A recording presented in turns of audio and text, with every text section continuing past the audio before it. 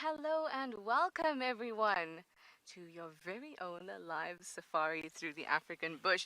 We're looking at some elephants way off in the distance. Looks like it's going to be an elephantastic afternoon. Hi everyone, it's me, Trishala. I've got Panda on camera, and of course, a very warm welcome to our schools. I love Kids Drive. I'm so excited. We have Shikla Elementary as well as North Landing Elementary joining us. I hope that you've got your elephant questions ready. Whew, it is very hot.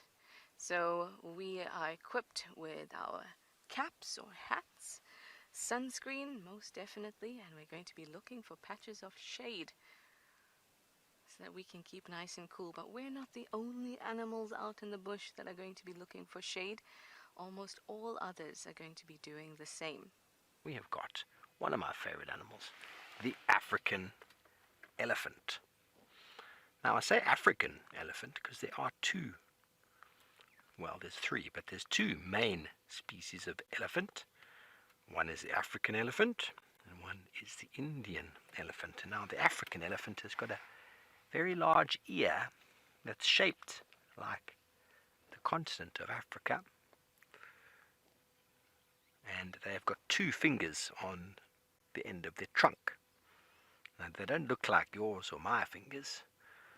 They are two extensions that enable them to do lots and lots of things with the trunk, because elephants here in Africa feed on a lot of trees as well as grass. And well, we found some hippos swimming and chilling. Oh, there he is. There's at least four of them here.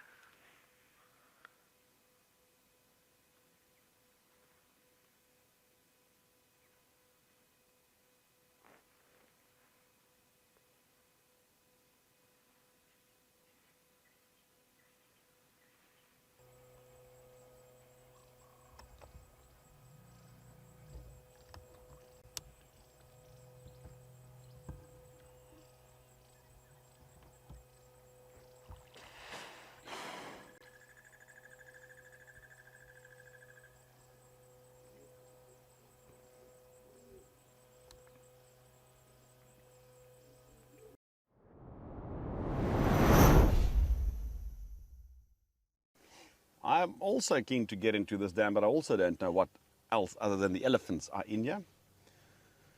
And again, we have an elephant pool party yet again. Our two elephant bulls are happily grazing on this bushveld signal grass here. And I know we had a question earlier from a viewer. Unfortunately, I do not recall the name, about the difference in swell colors from here to Djuma. Now, that all got to do with the type of rock. So firstly, down here in the valleys and the mid slopes, we have a very reddish type of soil, and that's mainly because of the dolerites that we have, the intrusions that leaches down, and that fine iron particles is what gives the soil the red color. Up on top of the crests, we have a very similar soil to what you have at Djuma, also sort of a pale yellow color, because it's the same type of granites and gneiss, very ancient rocks that basically created those soils, or were the parent rock for those soils. But down here in these valleys, we've got this leached clay that leached down from the top. And what's different is here is we have these dolerite intrusions.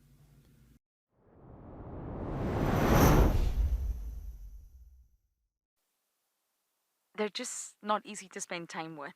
I don't know what the reason is, but you can't sort of sit with them for long periods of time like you can in Djuma or even Amakhala.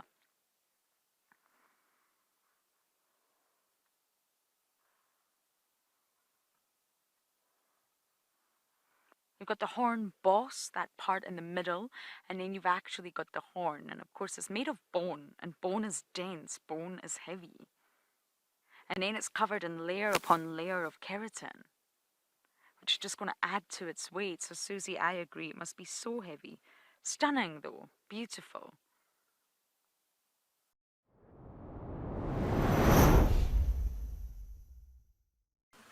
Perfect. Okay, so there's a whole lot happening right now. There's a hyena on that side, and it looks like this is Xidulu. It's hard to tell, but she's just crossed out of Djuma, which is weird, but it's moving towards towards the Xidulu tree.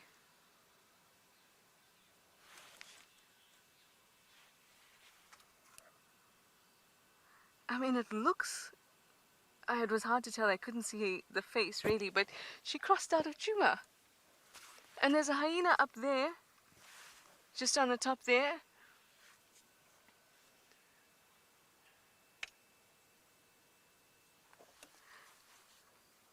Oh, I knew this was the right place to be. Yes.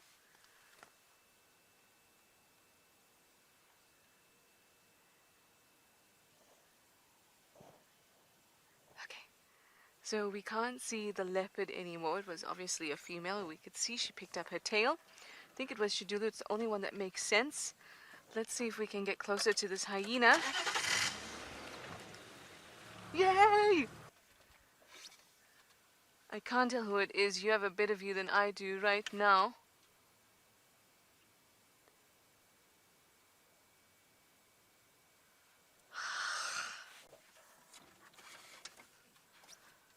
Now immediately the way that it's lying and sitting, it almost looks like a puff adder, a really big puff adder, but you can see by the head, the fact that it's not that thick in the body, it's just a small python.